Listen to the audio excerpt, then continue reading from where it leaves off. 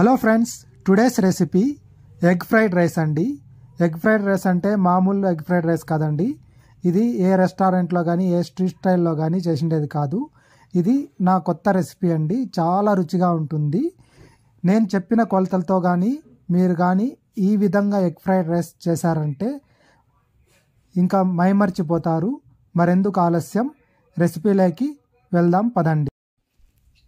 Stove మీద కడాయి పెట్టుకొని అది వేడెక్కిన తర్వాత 1 కప్పు నూనె వేసుకోవాలండి.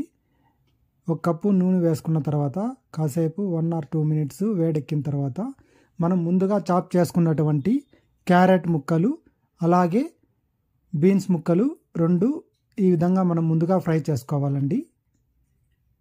ఇప్పుడు క్యారెట్ ముక్కలు వేసాను, అలాగే బీన్స్ కూడా ఈ విధంగా సన్నగా తరుక్కొని వేసుకోవాలి. ఇవి ఒక 2 to 3 minutes ఈ నూనెలో ఫ్రై చేసుకుంటే చాలా రుచిగా ఉంటాయండి.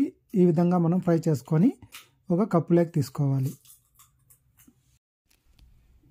అదే కడాయిలోనే అదే నూనెలోనే మనము ఒక 5 eggs ఈ విధంగా బ్రేక్ చేసుకొని వేసుకోవాలండి.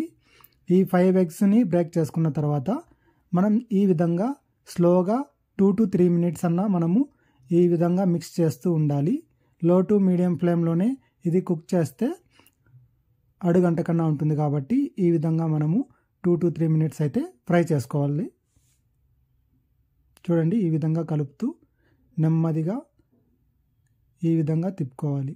ఇప్పుడు చాప్ చేసుకున్నటువంటి ఆనియన్స్ వేస్తున్నానండి. అలాగే చాప్ చేసుకున్నటువంటి క్యాప్సికమ్ ముక్కలు అలాగే గ్రీన్ చిల్లీ కూడా సన్నగా తరుక్కుండేటివి ఇదే కడాయిలోనే వేసుకొని మనము కాసేపు ఒక 2 to 3 minutes ఈ విధంగా మనం ఫ్రై చేస్తూనే ఉండాలి.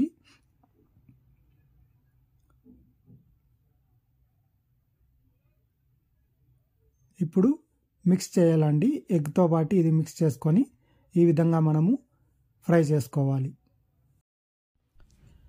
ఫ్రైడ్ రైస్లకి ఎప్పుడు కానీ మనము పొడిగా ఉండే అన్నం వేసుకుంటే చాలా రుచిగా ఉంటుంది. పొడి పొడిలాడుతూ చాలా బాగుంటుందండి.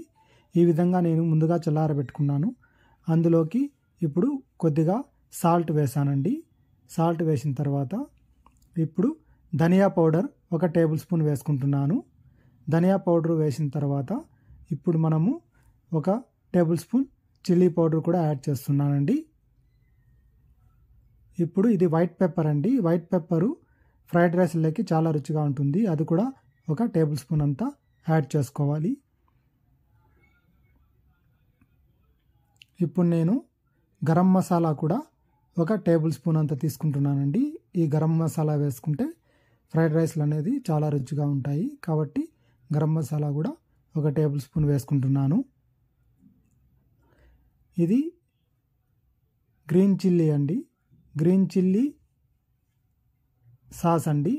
1 2 tablespoon అన్నా వేసుకుంటే ఈ ఫ్రైడ్ రైస్కి చాలా బాగుంటుంది. అలాగే ఇప్పుడు నేను ఒక చిన్న మూతంతా అంటే 1 tablespoon అంతా సోయా సాస్ యాడ్ చేస్తున్నాను. ఇవన్నీ వేసుకున్న తర్వాత మనము దీన్ని బాగా ఫ్రై చేసుకోవాలండి. ఇప్పుడు నేను క్యారెట్ తర్వాత బీన్స్ ఇంతకుముందు ఫ్రై చేశాను కదండి, అవి కూడా వేస్తున్నాను. మనం ఈ విధంగా కలుపుకున్న తర్వాత చాప్ చేసుకున్నటువంటి కొత్తిమీర అండి. కొత్తిమీర వేసుకుంటే చాలా రుచిగా ఉంటుంది ఏ ఫ్రైడ్ రైస్ లేకైనా. అలాగే స్ప్రింగ్ ఆనియన్స్ అండి. ఈ స్ప్రింగ్ ఆనియన్స్ ఈ ఎగ్ ఫ్రైడ్ రైస్కి ఎంతో టేస్ట్ని ఎన్హాన్స్ చేస్తాయి. ఇవి కూడా వేసుకొని ఈ విధంగా మనము ఒక 2 minutes అనేది ఫ్రై చేసుకోవాలండి. ఈ విధంగా చేసుకుంటే మీరు మామూలు ఎగ్ ఫ్రైడ్ రైస్ చూసింటారు కానీ ఈ స్టైల్లో ఎవరు చేసిండరు. ఈ విధంగా నేను చెప్పిన కొలతలతో చేశారంటే ఎవరైనా కానీ మైమర్చిపోవాల్సిందే. వేడి వేడి ఈ ఎగ్ ఫ్రైడ్ రైస్ని ఈ విధంగా సర్వ్ చేసుకొని 1 స్పూన్ నోట్లో పెట్టుకుంటేనే అబ్బా ఎంతో రుచిగా చేశారండి అని మీరే అంటారండి. సో మీకు కానీ నా వీడియో కానీ నేను చెప్పే విధానం కానీ నచ్చినట్లయితే ప్లీజ్ లైక్ చేయండి, అలాగే షేర్ చేయండి. మరిన్ని కొత్త రెసిపీస్ కోసం మా టేస్టీ ఫుడ్ రెసిపీస్ ఛానల్ని చూస్తూనే ఉండండి.